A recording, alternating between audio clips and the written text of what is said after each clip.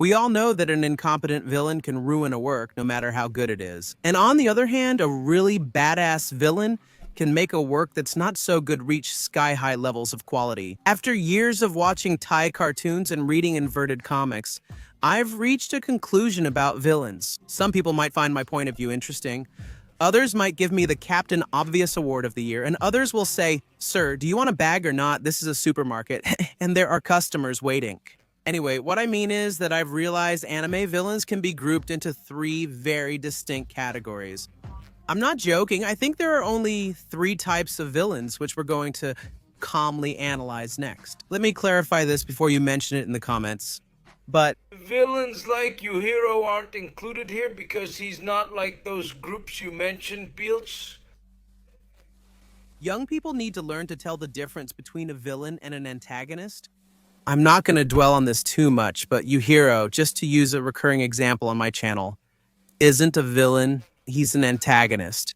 Like Jiren from Dragon Ball Super, he's not a villain since he doesn't intentionally do evil, but he opposes the protagonist, making him an antagonist. So please don't come here to bust my chops. Seriously, do you want a bag, ma'am? First type of villain, the bad guy. We could say this is the most basic and the most classic, the bad villain. This is the classic villain who's evil simply by nature. Nothing external influenced him, he simply is that way for fun. His goal can vary quite a bit, but usually the most typical one is seeking power, either by making himself stronger or by seeking domination through other means. Ultimately, the only difference between these villains is their goal. The important thing is that what unites them is being evil at heart. Here we can find some, for example, Dio Brando from JoJo's Bizarre Adventure. Sure, his father was a jerk, we can agree on that, and he had a childhood that, despite being pretty rough, you can't really say that any of that made Dio into what he ended up becoming. Also, when a villain becomes a villain because of trauma, they usually develop a fallen angel personality, edgy, sad, and vengeful. Basically, the complete opposite of Dio. Also, he was aware that the actions he was taking were evil, and he loved being evil and a villain with all his might, so Dio is a truly evil villain. Another example could be Freezer from Dragon Ball Z, since he was evil. Yes, zero trauma or reasons to be that way, yet he's among the cruelest and most heartless anime villains.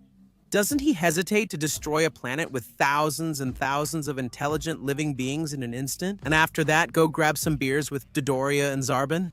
An example, a bit more indie, would be, for instance, Shin from Fist of the North Star. Why is it better to never introduce your girlfriend to your friends? Because they might take advantage of a nuclear war to try to kill you and steal your girlfriend. Second type of villain, the one who turns sour. Remember when I mentioned how villains with traumatic pasts often get that iconic, edgy, fallen angel personality? Well, these are the ones I'm talking about. They're the villains who've had a horrible life. They had a breaking point that shattered their dreams, both things at the same time. I think this type of villain is the most commonly used nowadays, since it's the kind of villain we can probably empathize with and understand the most. Sometimes the exact opposite occurs. Have you ever seen the typical teenager who thinks he's so edgy? Just because his girlfriend, who he'd been with for 8 weeks, broke up with him, and he posts a picture on his social media that says, "You either die a hero or live long enough to become the villain." Oh, I just had a cringe attack. If we have to look for an anime that's full of this kind of villain, we can go to Naruto. We have, for example, Pain, who is 99% fallen angel and 1% dumb. Maybe we can also count Sasuke when he decided to be cursed, although we won't count him entirely. And well, this subnormal guy.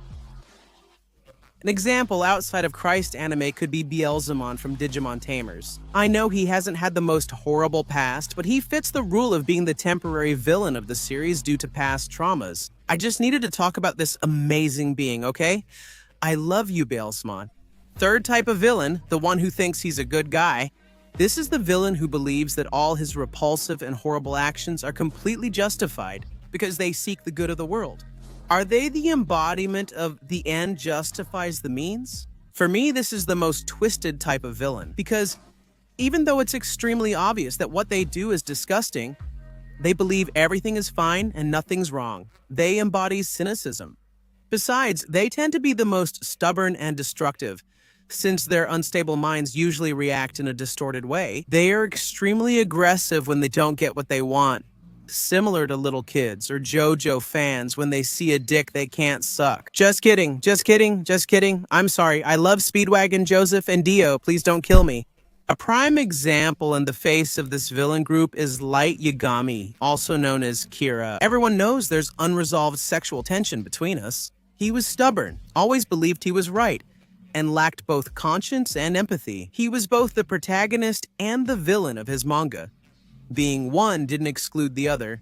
Many will ask why Pain isn't in this group, and that's because, for me, Nagato was simply angry because his childhood love was killed, just like Mascara's and his parents. He concealed his hatred for the world and urged to destroy it behind a god complex.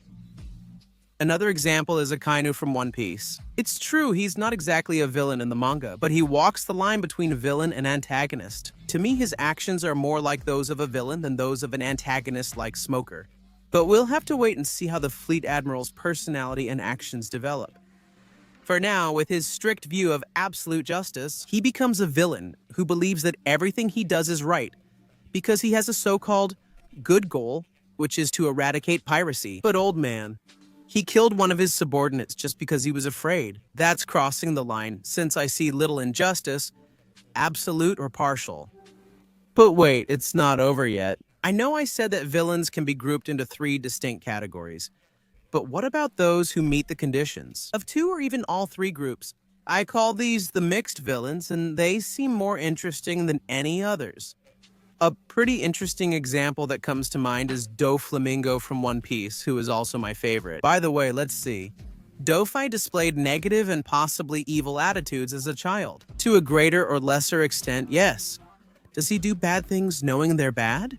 Yes. Does he want to destroy everything just because? Partly yes and no. This is where his past matters. Doflamingo also fits the conditions of a villain who turned bad, since his past was truly disgusting.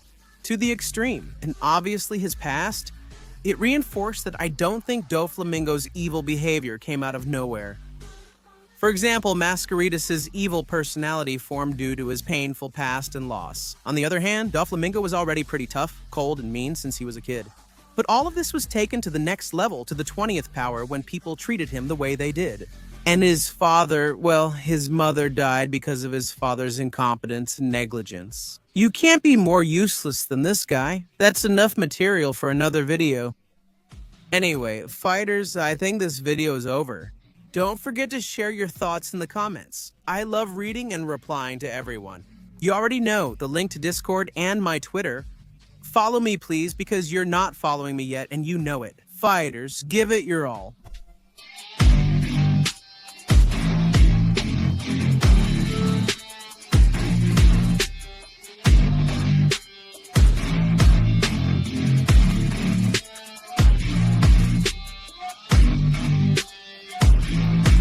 Subtitles by J.N. Coyle.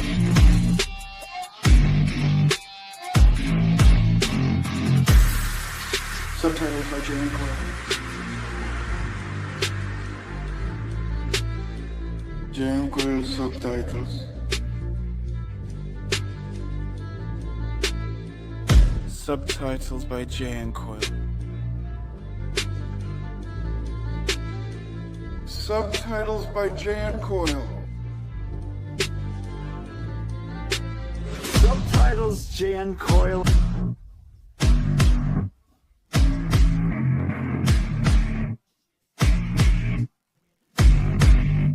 Subtitles J.N. Coyle. Subtitles J.N. Coyle. Subtitles by J.N. Coyle.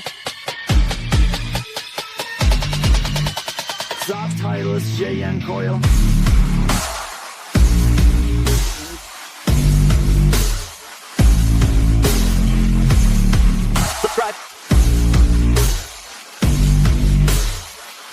Subscribe to the channel.